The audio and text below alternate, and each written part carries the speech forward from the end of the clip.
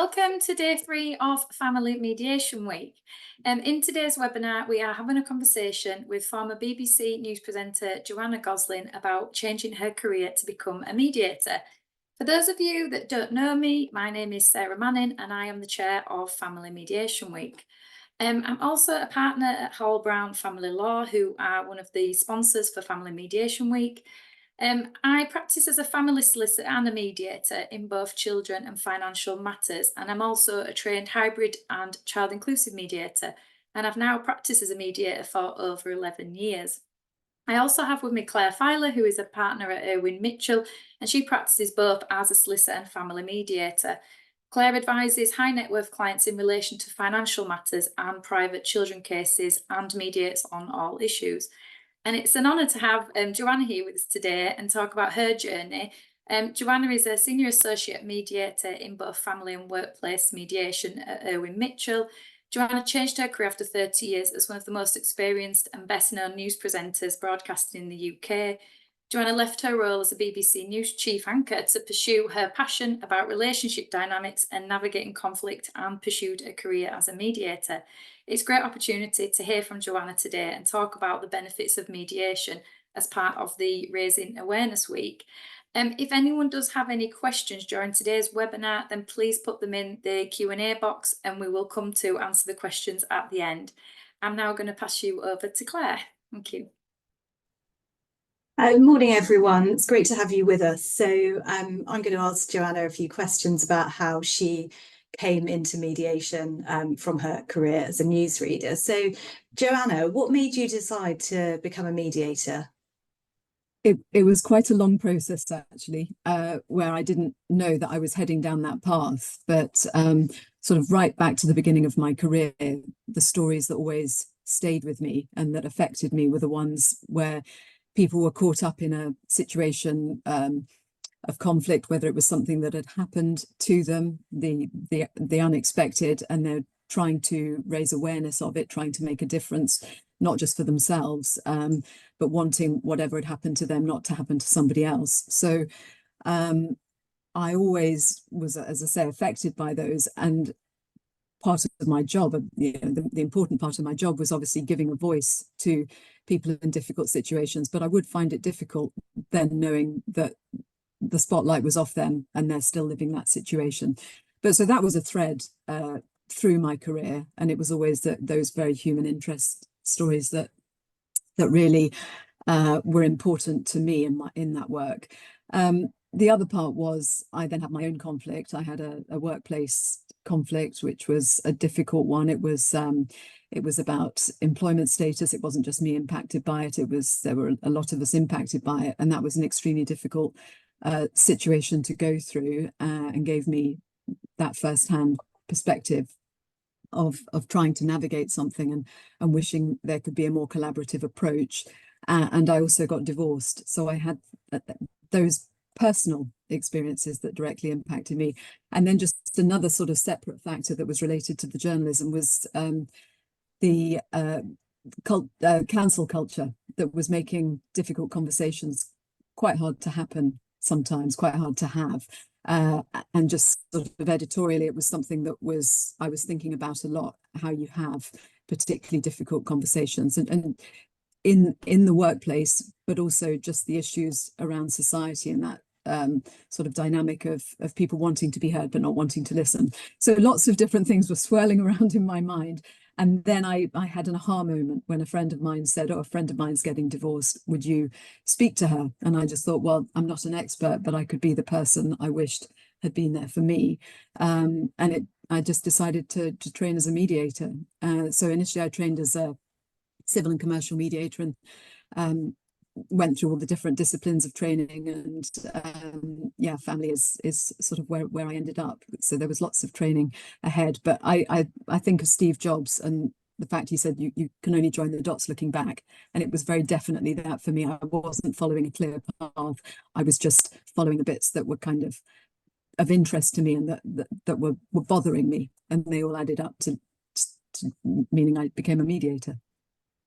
All of that is so fascinating to hear. And I think, Sarah and I are obviously lawyers by background, and family lawyers, and the journey into family mediation might be quite an obvious one. It's one that lots of people think about at some stage of their career, particularly when they're feeling some sort of challenge about the way that the legal system, the court system can deal with things.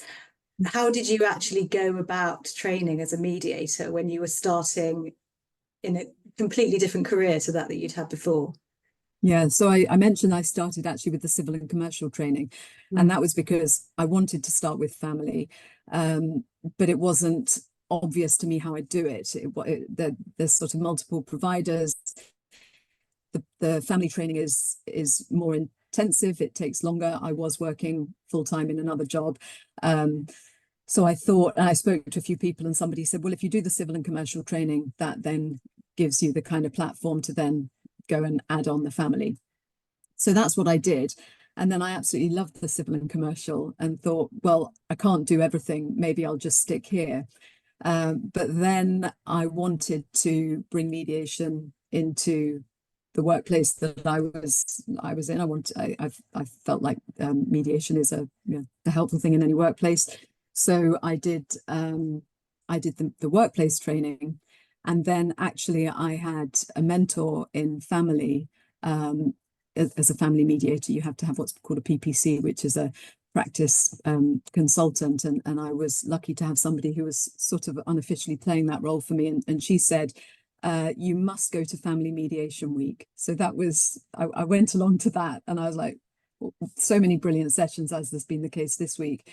And I thought, right, that's it. I now need to train as a family mediator. So that's what I did.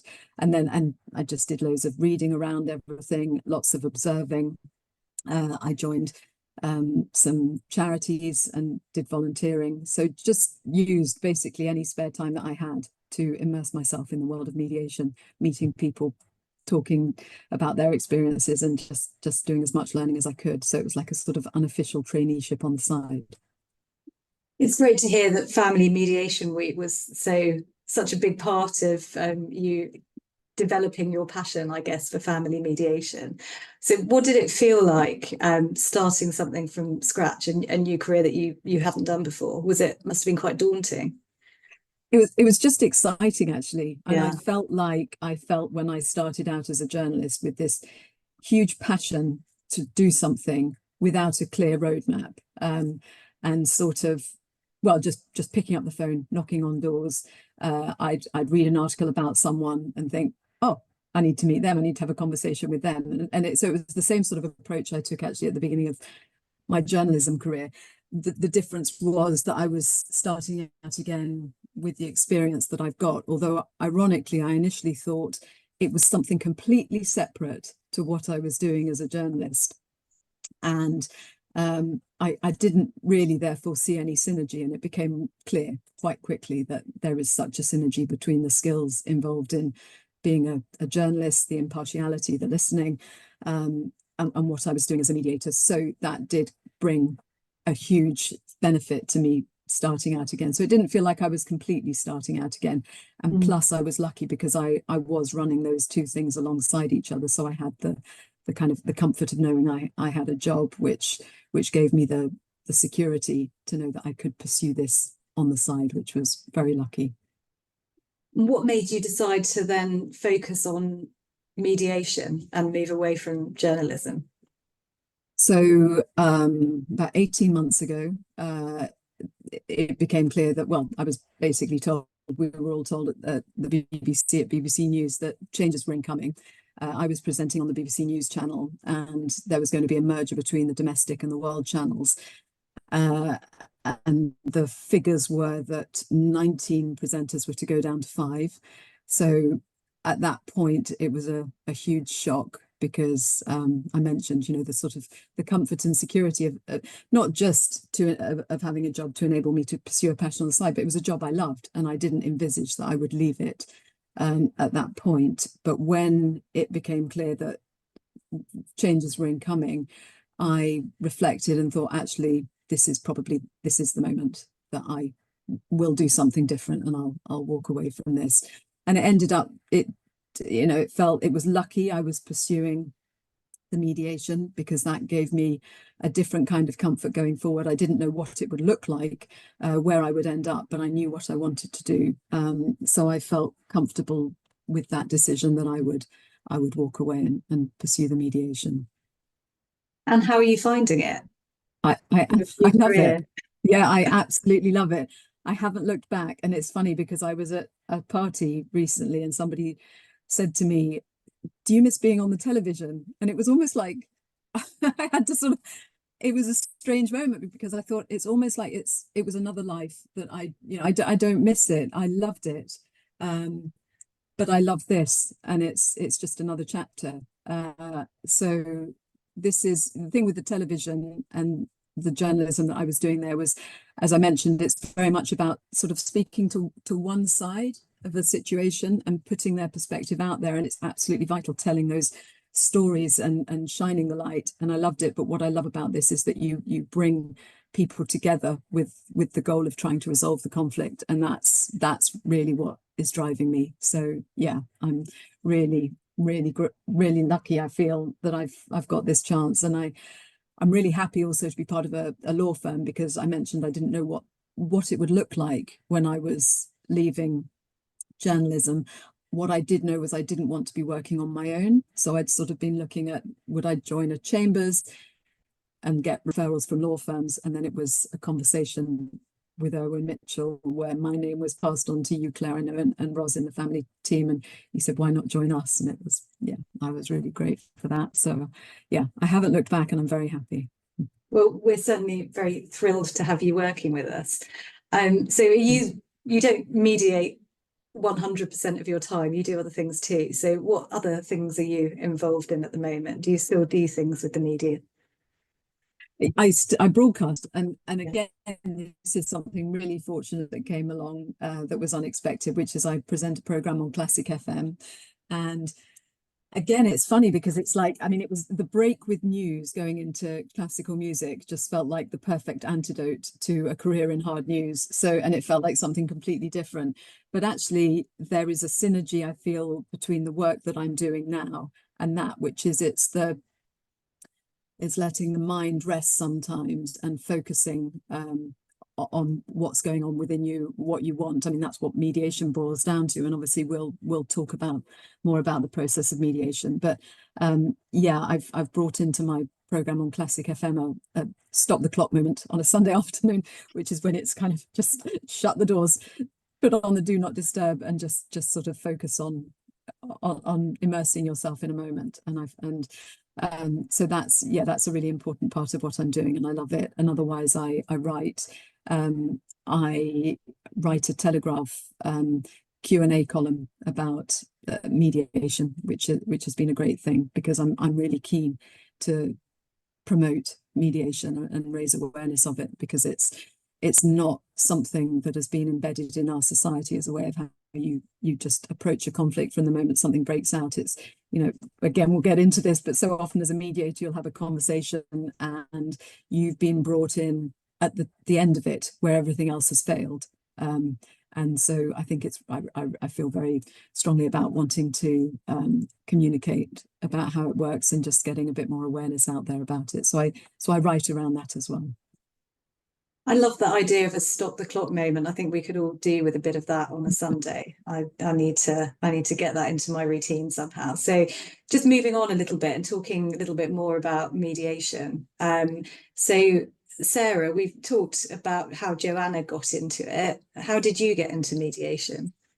Yeah, so I probably had a very different path in becoming a mediator to what Joanna said. So my first passion was to become a solicitor when I was 13 years old. And I know not many people know what they want to do at that age, I was thinking, right, but I remember vividly overhearing my mum talk about an invoice she'd received from an instructing solicitor about a probate matter, and she was talking about how much they'd charged an hourly rate. And I turned to my mum and says, I'm going to be a solicitor.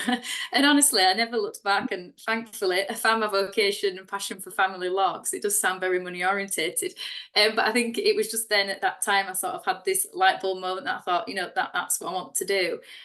I initially went to university and completed a law degree, and then I worked full-time while studying for my postgraduate course, the LPC, as a paralegal. So I got quite a lot of experience while studying. And I enjoyed the family modules when studying and the practical work of family law. So I was determined to qualify as a family solicitor.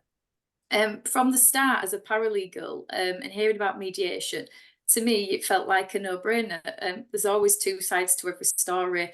No two families are the same. And I was always confused as to why parents wanted a judge to make decisions for their family, who they'd never met them before, and they could end up with an outcome that neither of them were happy with.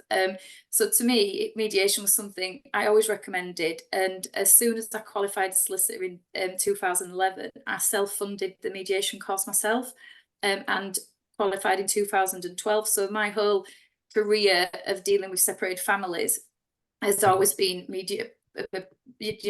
trying to post and spread awareness of mediation. At that time, I did feel that mediation was the future. I think it's took a while to get there a little bit over that last 11 years. And I felt like I was making an investment of something I was really passionate about. Since I trained as a mediator, I've always dedicated time to share my passion for mediation. I was previously a director for Family Mediators Association, which is a member organisation for mediators. And I've now been the chair for Family Mediation Week for the last 3 years. So it's lovely to hear from you, Joanna, about that helped spur you on as well, because even yesterday we did a webinar on anyone who's wanting to become a mediator to come and ask any questions. And I always think mediation, for Family Mediation Week, we see everyone coming together as a community, and there's not many other professions where everyone comes together and share that awareness, and us all working together, because we all work for different law firms and things, and it's nice that we're all coming together to share that same passion, really. Yeah, that's really interesting to think about that. Yeah, it is. No, it is. As I say, it was materially important to me, and I just think that there's been so much this week which will have the same impact to new people coming in. I mean, since I joined mediation, actually, so many people have got in touch with me wanting to know about how they go about doing it. So it's great that this happens.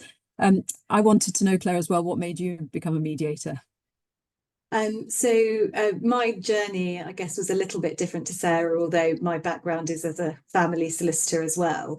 I qualified as a solicitor in 2004. So as of September of this year, I would have been qualified for 20 years, which I find quite hard to believe sometimes. But I'd worked in various law firms. I'd worked in the city for a long time at the beginning of my career.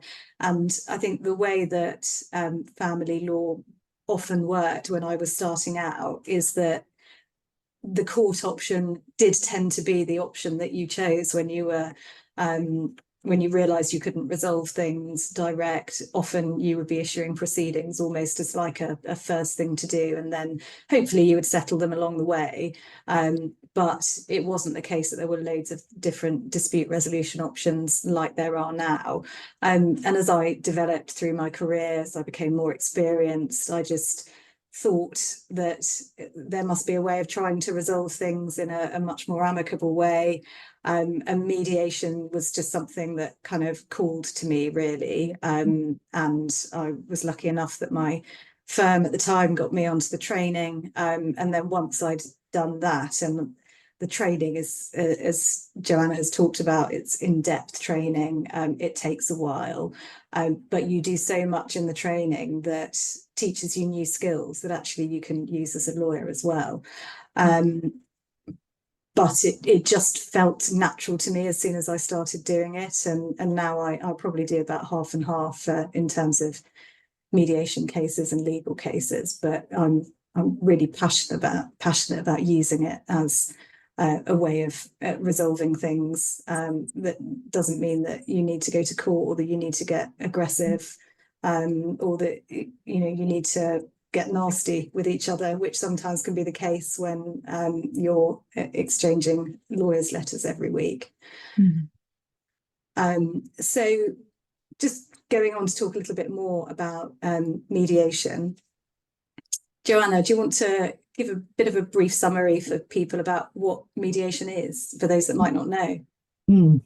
Yeah, sometimes people still say meditation. No, it's one letter different, something completely different.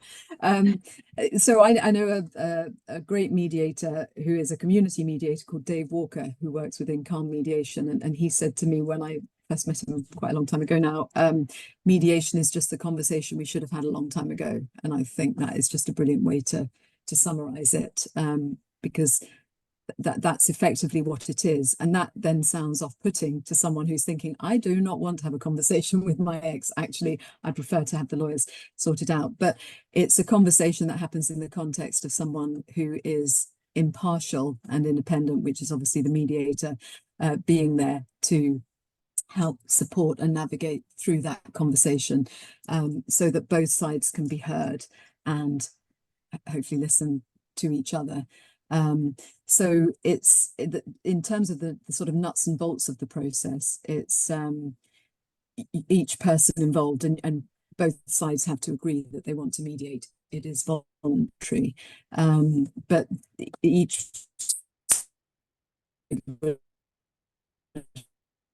have a conversation with the mediator initially to completely confidential on what they want to achieve, what the issues are, and then both sides are brought together with the mediator to have that initial conversation, finding out what the issues are, the possible ways through it, coming up with proposals, suggestions, and at that point sort of everything is on the table, because people will go in often with, right, I know exactly how this should resolve, I know exactly what I want, and I'm not going to deviate from it.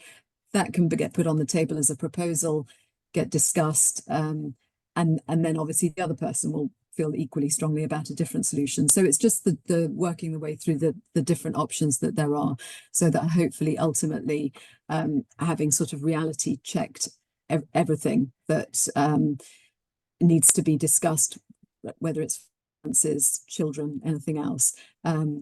All the issues have been aired and explored, and then solutions can start to be found, and then that's where the resolution comes in, and proposals are drawn up in the form of an agreement that hopefully will mean that there is a sustainable way forward, because the point of mediation is it's involved taking ownership of something forward. It doesn't mean it's set in stone that way forever. It can be revisited, but by having those conversations, it hopefully is more sustainable than a situation where a judge or someone else puts out an edict and says, right, this is what you're doing, and that doesn't work so well as a situation where people can be more collaborative.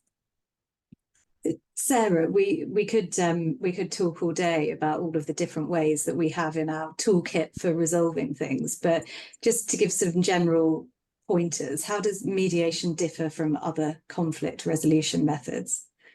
Yeah, so mediation is very different to negotiating through like the more traditional route through solicitors.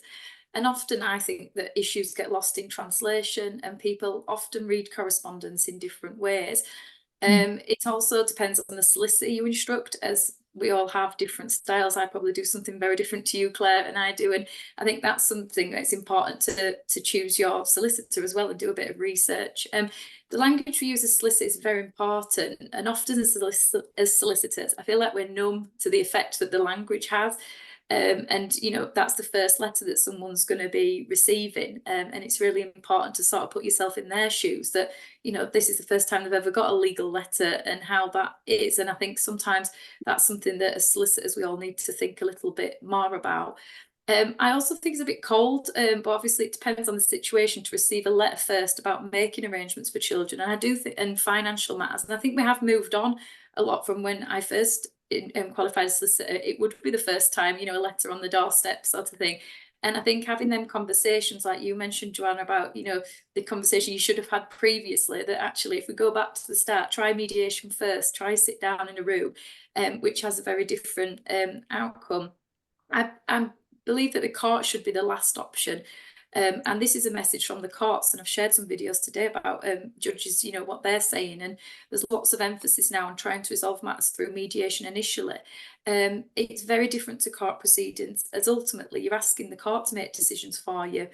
The courts, as well as recognising this, and the Ministry of Justice have got a voucher scheme now which gives separating parents £500 towards mediation, and it's not means assessed. It's got to be about children as well. And I've seen a large uptake on mediation due to this, as people are more willing to give it a try. Mediation doesn't work for all cases, and even though I'm very passionate about it, I also am a solicitor and see that you know, it's not always one size fits all. There does need to be some element of negotiation and compromise for mediation to work, and sadly that's not always the case with some people. And there was a talk yesterday that we did with Bill Eddy about high conflict personalities that was aimed at the public, which is great and will be available on the YouTube channel for Family Mediation Week. And if mediation does break down, as a mediator and with your solicitors, you can work through what other options. So as part of other ways to deal with it other than court, there is early neutral evaluation, where you can get a barrister to come in and give an indication in the mediation process, which can help narrow the gap and the conflict. You can invite solicitors into the mediation, which can really help and have that legal support and advice within the mediation session. And there's also arbitration, which is also legally binding, and you can narrow the issues, asking the arbitrator to just determine on one single point rather than handing everything over to the court to make a determination on everything as a whole. And to me, as a solicitor, I don't even mention court in my initial meetings. You know, that's the last thing that we need to talk about. And if you've exhausted all other avenues, then talk about court. But a lot of times when you're getting this information, or you look on you know, on the internet, or you're actually speaking to your solicitor, court is mentioned, and it should be the last thing that's taught as a very last resort for them issues that do need a judge's input. And there's, you know, sadly there is cases that do need that, but they need to be reserved, and then we wouldn't have this issue with the court being so clogged down that they'll be free to deal with them cases where there is child abuse and there is, you know, people not doing financial disclosure and all them other parts. And I think if we looked forward more to mediation, explored other options rather than court being number one, that we would be in a different situation. Yeah, I understand everything you're saying there. So Sarah's talked about some of the other options, Joanna. What, in your experience, are the benefits of choosing mediation as one of the options alongside another option, you know, the main option? What kind of the key things should people be expecting? I mean, I already mentioned the sustainability of coming up with a resolution that you've been invested in and that you have properly seen and heard each other in it. I think that when you're involved in a situation where when people are in a conflict, it's very easy to only see your own perspective and to make assumptions about where the other person is coming from. And I think that when that can change, that brings empathy into a dynamic, which inevitably is going to make a more sustainable outcome, because you can understand better about, you know, what's going on underneath the surface. Because ultimately, I think everybody in most conflicts is driven by fear of what they're going to lose, fear of what the future looks like. And it's not an environment which is about sort of counselling and therapy, but it is an environment where you can air some of that, and it's important to do so that, as I say, the understanding comes into the room about why it is that someone's digging in on something, what's going on underneath the surface, what the interests are. So there's that, which I think is very important. And I think also, once people have been through that, where they're in a context where a relationship is going to have to continue going forward to an extent, you know, they don't have to be friends, but if they've got children, there's always going to have to be some form of communication. If people are in a workplace, likewise, unless somebody leaves. So it's an environment where you can help to get a better way of communicating together, which obviously going through more oppositional situations doesn't foster that. One of the things that I really like, and this applies more to workplace and civil and commercial, which is you can start the day in a situation that has been hanging over you for a really long time, and it seems like there's no way out. And with a mediation, at the end of the day, it's done. It's resolved, and you can channel all of your energy into living the life that you want to be living, putting your energy and your focus where you want it. So it can be in the processes, because the processes are a bit different, civil and commercial and workplace versus family.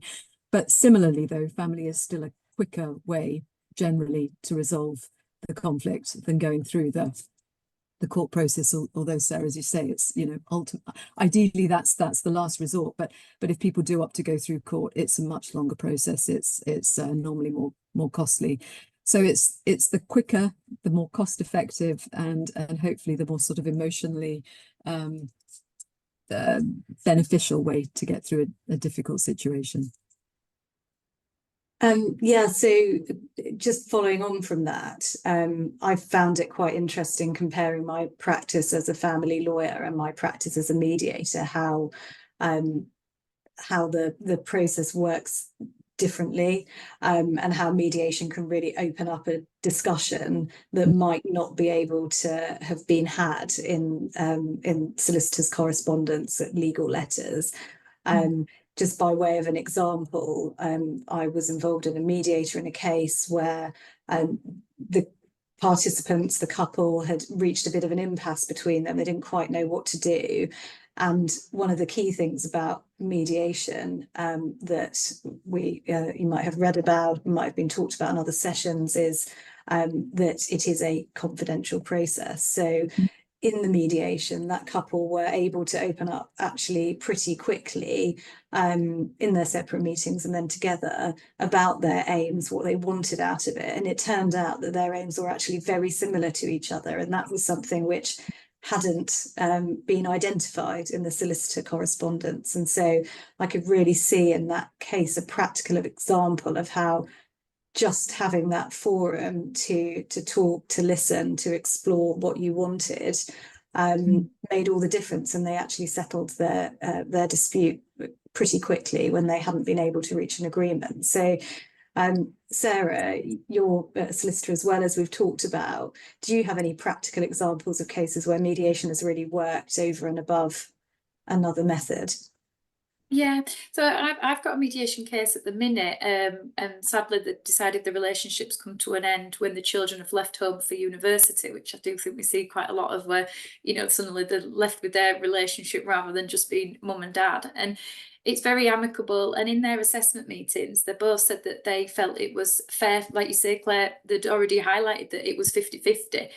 You know, they'd got to that age and there was enough assets to go around to meet the needs, and so the mediation wasn't about that. So lots of people before wouldn't have thought of mediation, but there's lots of things that you do need to have in discussions. So doing that in mediation rather than in solicitors, like, you can really see the benefit of that. And one thing that happened is, in this particular case, both parties had gone to mediation first, and in their assessment meeting I told them that they do need advice alongside. Mediation's not to replace the solicitor, and you still need that advice along the process. And the wife had told me that she'd gone to speak to a solicitor and they was encouraging to send a letter, and she was saying, no, I've chose mediation, and they was pushing for it. And she actually changed a solicitor because she said that wasn't the path she wanted to take, and like we talked about before about different approaches with solicitors. So now I'm trying to assist them in the process of how to achieve the finances, and they are very complex. There's pension sharing orders that need to take place. There's a lot of money that's tied up, so how are we going to you know, untie that money so it can be split, and things like that. So we are looking at, and even though the children in this case are over 18, and the courts would say, well, they're over 18 now, we all know that children don't become independent at 18 financially and emotionally, and we've had discussions about that as well, about how the children and what's going to happen, which probably wouldn't happen as much well, it wouldn't happen in court or as much through solicitors and correspondence. And we've done a lot of talking about, well, where do you want to see yourself in 5 or 10 years' time? And they want to be able to have a good co-parenting relationship, even though they're over 18, and still be involved in things. So that's something that we'd talked about in mediation, which again wouldn't be talked about at court. And I think it's about, you know, choosing the path of mediation. It's about making decisions together and remaining amicable. another example that I've had of where there's been domestic abuse that's in place, and the mediation had taken place on a shuttle basis. So we made sure that there was in separate rooms, that they wasn't seeing each other. We had even had a separate WhatsApp group if one of them went to the toilet in our office, so that they weren't bumping into each other, you know, in the corridor or anything. And when we actually started talking, it was the husband had lost both his parents following the separation. They'd been separated for a number of years, and the solicitor had been asking for how much he's receiving in inheritance. This just enraged the husband because they'd been separated afterwards. He'd already gone through the awful year of losing both his parents. And actually, when we got them together in the hybrid mediation with the solicitors, I'd go into the room where the wife was, and she was like, I don't want his inheritance. And the solicitor's saying, yes, but for me to give you specific advice on what a fair settlement would be, we need to know that. And I explained that actually you still got to disclose that even if you reach a settlement to the court to get it rubber stamped by them. So actually, when I went to the husband and explained that to him in a neutral way and not through solicitors' letters, he was like, all right, yeah, I'm happy to tell her, because she wasn't wanting. And literally, it was a light bulb. It was like addressing the elephant in the room and a light bulb moment. And we managed to agree everything then in a few hours. And again, that was something that was lost, like you were mentioning, Claire, with solicitors. And actually, I always sort of mention in mediation, it's about addressing the elephant in the room. What's the sticking point? And if you can deal with that, then you can look then forwards to communication. In terms of children work that I do as well, I always work around a parenting plan. So I always say to try to be proactive than reactive, and have these conversations at the beginning when you separate. You know, what happens if you did introduce new partners? And sometimes you can see the sheer horror on the face of, you know, we're just separating now. There's no way I want someone else in my life. But having them discussions when you're in a good place, and talk, rather than someone saying, oh, mum or dad's got a new partner now. And I think if well setting out the boundaries, it's better to be, like say, proactive than reactive to when that situation's happening. So I think there's some of the benefits I see with mediation, and especially talking about if you're going to have, you know, change of schools, or if there's relocations or anything that could come up. I've got a case at the minute where wife's originally lived abroad, and there is consideration that she might want to go back to where her family is later on, and they've had discussions about what would happen if she did decide that later on. And I think sometimes that does really help. Joanna, you talked earlier about the fact that mediation isn't the same thing as therapy or counselling. What, in your view, are the other kind of misconceptions about mediation? I think that's quite often people think it's the sort of the soft option. You only go for mediation if you've got a weak case. So that's it. I mean, it's just not that. As I say, it's, as we've been discussing, it's something completely different. And actually, funny enough, it's sometimes the harder option, because it does mean that you've got to really consider what's driving you, what's motivating you, what your needs are, and have those conversations, albeit with the support of the impartial mediator. Other people will say, well, it's not for me because it's too difficult, they won't listen. Well, that's not a reason not to mediate, because that's the point of having the mediator there, to try to facilitate those conversations. Sometimes people will want the mediator to make the decision for them, and we're used often to being told what to do. You know, I don't know what to do here, please can you give me the answer and I'll just do it, that's fine. Again, it's not that. It's and sometimes that can be a little bit frustrating to someone that just wants to be told what to do, but it's done in a way to engage everybody who's involved to really think about what it is that they want, and that's ultimately in the best interests. And I know we want to have some time for some questions at the end, so I'm going to skip through a little bit. So, Sarah, I know one of the things that you wanted to talk about is mediation in cases where there's been domestic abuse. I know you talked about that example earlier. Do you have a view about how mediation can work in cases like that? Because that might be one of the misconceptions that perhaps solicitors or the general public have, that mediation can't work in those cases and can never work in those cases. So what are your views on that? Yeah, and I think it goes back to how important the mediation information assessment meeting is. So you always speak to both parties separately and do your own screening. And I think as mediators, we're really good at being going on courses and things, be able to identify it. But it's also being aware that we're not the ones to deal with that once it's identified. We then need to refer out. So I have loads of connections with local domestic abuse agencies that can do their own assessment and put things in place. So if I have any concerns, I'd always do that, because one thing you don't want to do is get triggering somebody in a mediation session and assessing if it's physical, emotional, whether it's ongoing. Another thing is that I always refer to a divorce coach if there has been historic domestic abuse or it's ongoing, and get the work with them who are the experts and able to deal with that. So it's important to identify where each of our skill sets are. One thing that I think is better after the pandemic, that we can do mediation on Zoom. People are more willing to try mediation. You're sat in the comfort of your own home. You're not thinking they're in the next room, or you might meet them walking into the session. So I think that really does help people, because I always say to people, you've got that little button at the right hand side that says end, and if you're feeling uncomfortable, you can end it at any time if they do feel like that. And you can have a divorce coach come into mediation, or your solicitor with you on shuttle, and don't even have to see them at all, because you'd still be having them conversations at court. And I think when you compare the two processes, I know which I'd rather do, because court, you're still going to have to be there, you'd still have to listen to them addressing the judge and things. So it's about the assessment meeting and finding a mediator that maybe does specialise more in domestic abuse, and that you feel comfortable with the process. And also the hybrid mediation, where you have the support of your solicitor, really helps, because sometimes if you are in a difficult situation, it does cloud your judgment. So having your solicitor sat there with you helps you to be able to talk about it and have that additional support. Joanna, we're expecting a few changes coming up in April of this year. What sort of changes are we looking at in terms of how mediation and other non-court dispute resolution options are being looked at by the court?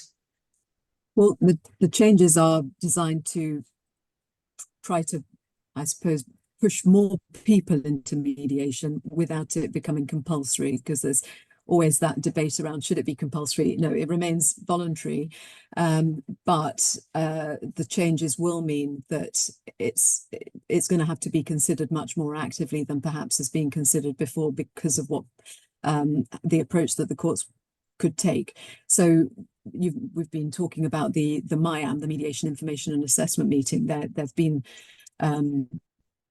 number of exemptions. Exemptions will still remain, because as has been said, mediation isn't going to be for everybody, particularly where there's domestic abuse or any other issue that means that a case has to be expedited or dealt with in a particular way. But there are going to be the requirements around the MIAM will be tightened up, so fewer people can say that they don't need to have one, and that will be scrutinized more carefully.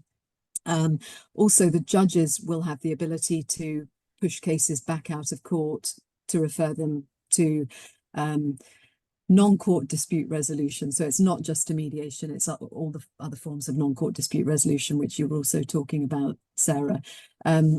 So there's that. And then also the judges will have the ability to consider awarding costs against somebody who hasn't engaged properly in mediation, where one person wants to mediate and the other person's been deliberately obstructive.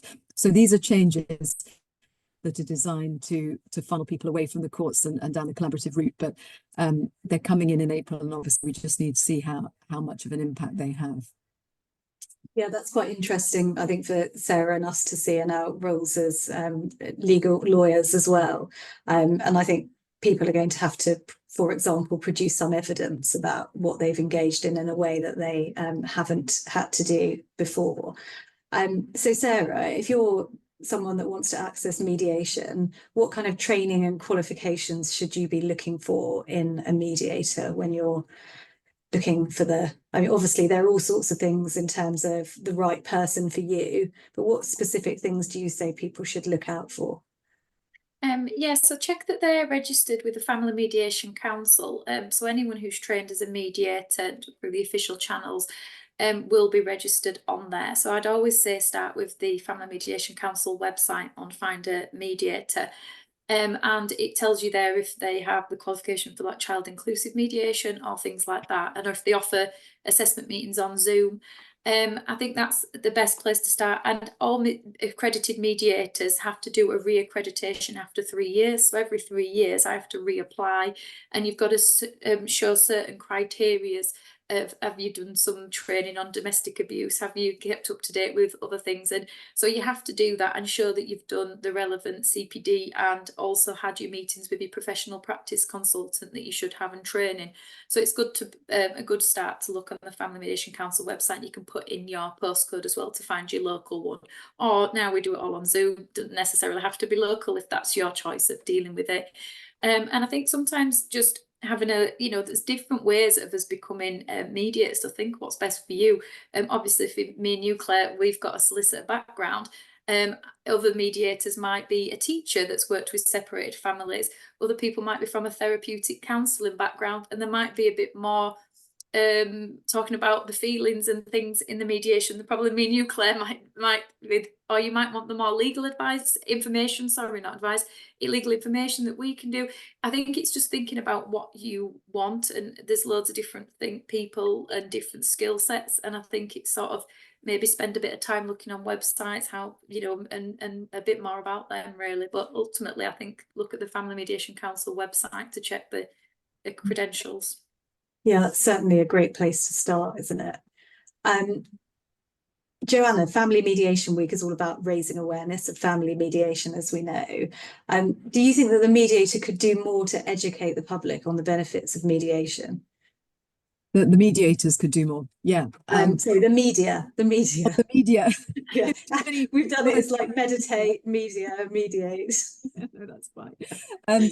Yeah, I think, when I think of media, my first mind goes to journalism, and I would think, the role of journalism is to shine the light. It's not to sort of necessarily raise awareness, but to look out for where things are not working well, where there are issues, and to put the spotlight on that. And I think that an area where the media's led to change in the family courts is that there's now greater transparency, and that there's the expansion of the pilot scheme to allow journalists into court. So that's an area which has made a change, and again, those changes are continuing to be rolled out, and we'll see the impact of that, because that will lead to more scrutiny.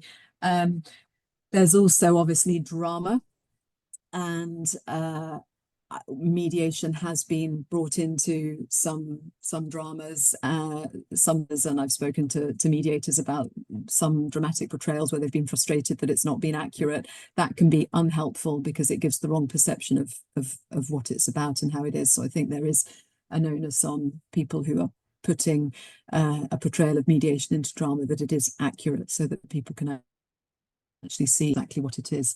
But personally, also, I've been really glad to see how much there seems to be more of an appetite to talk about it in journalism. I mean, I mentioned that I write for the Telegraph, answering questions from the perspective of a mediator. I don't think that's something that there would have probably been an appetite for some time ago. And Sarah, you were saying how you've been in mediation a lot longer than me, and it's been the case since I came into mediation that people were saying you're coming into it at just the right time. It's felt for so long like it's been impossible to get traction, and I think that the traction is now happening, and all of these things are kind of coming together to raise awareness.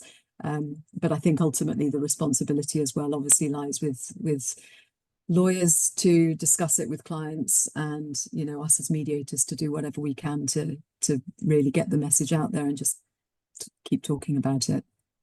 Yeah, absolutely. So I think we've got about 10 minutes now, and we've got some questions in the Q&A. So I'm going to turn to some of those. Firstly, before we go to a question, Karen Barham has put a really helpful comment on the chat about how she might deal with some cases. I think that was in the context of what we were talking about in relation to domestic abuse, and saying sometimes she has participants with cameras off so that they don't have to see or be seen by the other person. So thanks, Karen. That's a really helpful thing to put up there. So just in terms of some questions that people have. So someone's asked, and this is probably one for you, Sarah, at the end of the mediation and an agreement is in place, so the people have been able to reach an overall agreement. So how do people then deal with it? How do they make it binding? How do they make it official? So do they go to court at that stage? So right at the beginning in the mediation information assessment meeting, I'd say that, you know, you'd need to have a solicitor to make it legally binding. So for children matters, we're not a court order. If we had a parenting plan, you'd hope that people have come to mediation and made them arrangements that they're going to stick to it, but it's not a court order. And in terms of, I'd always suggest that if they did want a court order, they need to go get advice from a solicitor. In terms of financial matters and divorce, we as mediators, we don't get involved in the divorce process.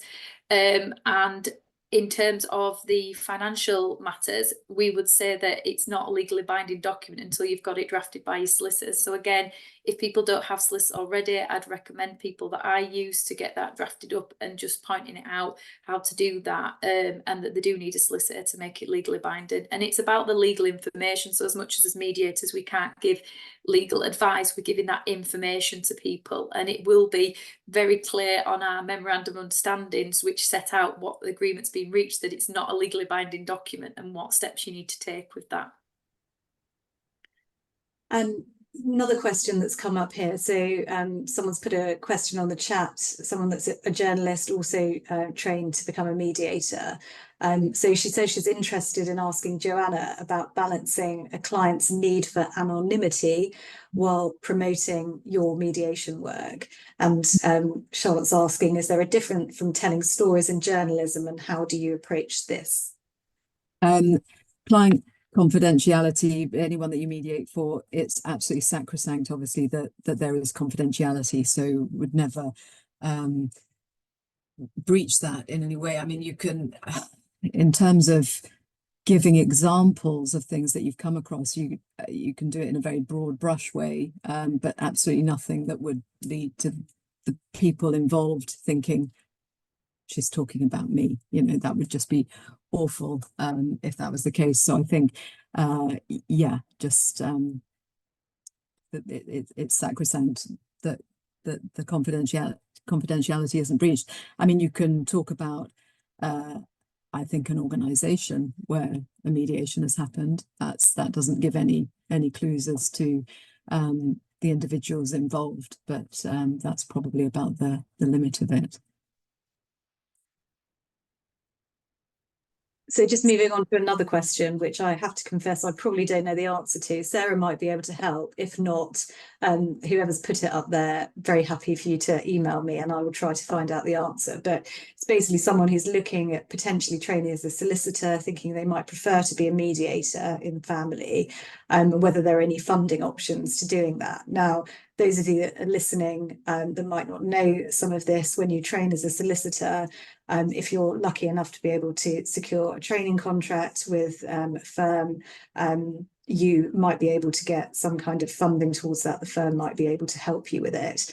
I don't know whether there are similar schemes in place for only mediators, but I don't know if you've come across this at all, Sarah. Yeah, I'm part of a group with Family Mediators Association, which is like for young mediators, and I know there's a few people there that have gone from degree and training as a mediator and a different path, which has been an interesting way. And I'm not sure at the minute, but you could find out through the Family Mediators Association, because they would help with that. But when I did it as a paralegal, and I'd only just qualified as a solicitor, I remember having to do a statement to say what experience I had as working with separated families.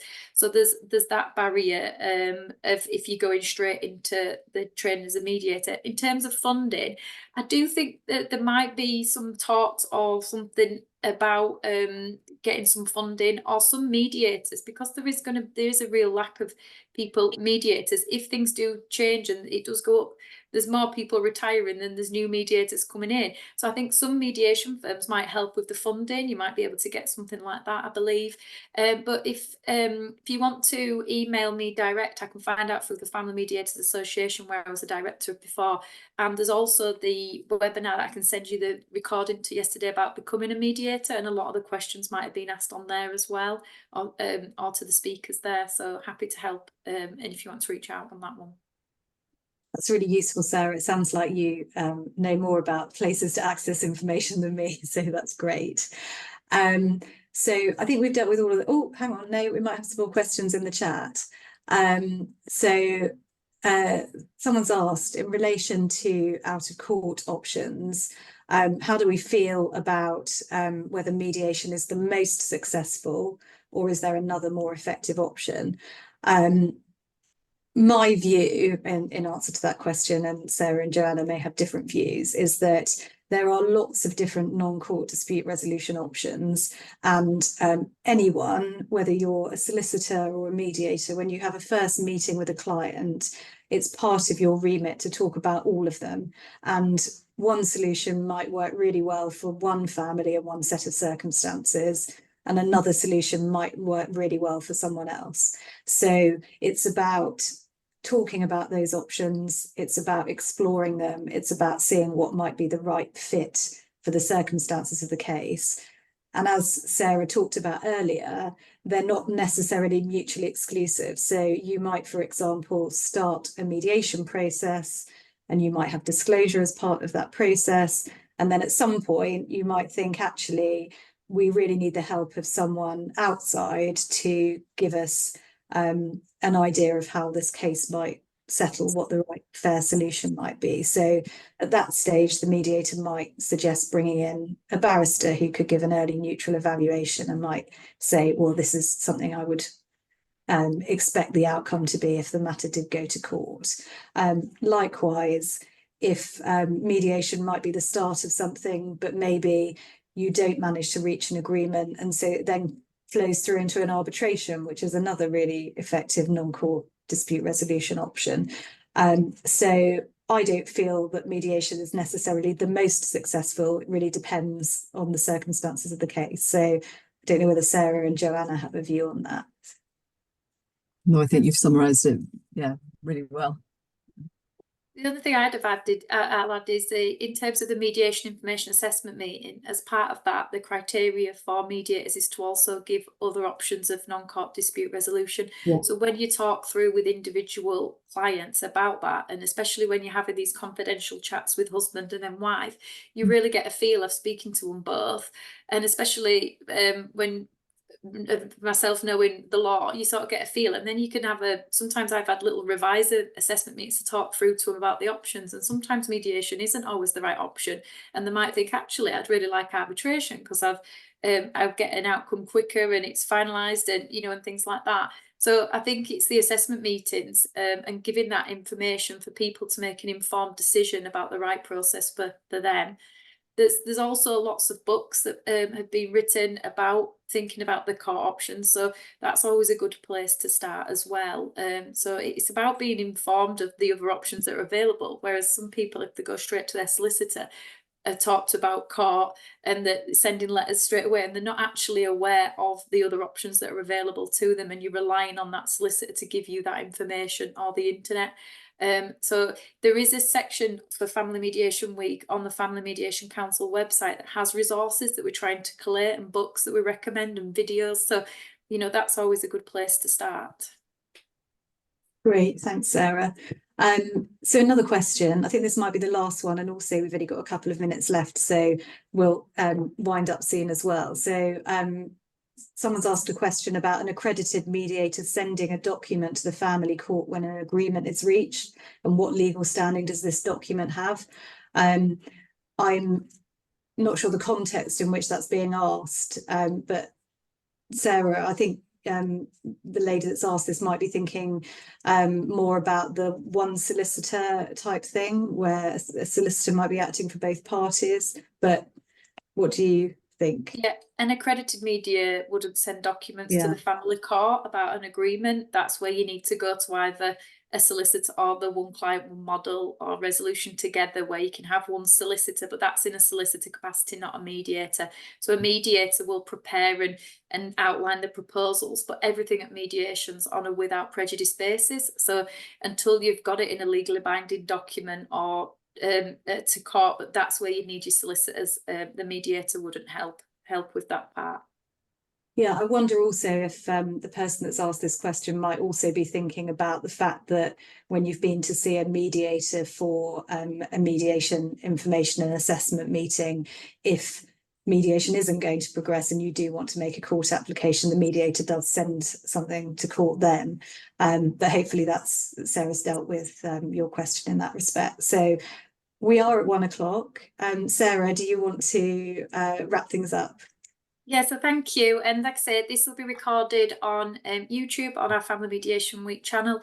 So please forward it to share anyone if you think it'd be beneficial. And like I say, there's lots of other recordings in there. So that if you want to have a look back at the other things, if you've been interested in mediation, there's lots of different videos and webinars and seminars that have been shared this week. So thank you. Thank you, Claire. Thank you, Joanna. Lovely to speak to you. Thank you very much. Nice to speak. Thank you very much. Bye. Thank you. Bye.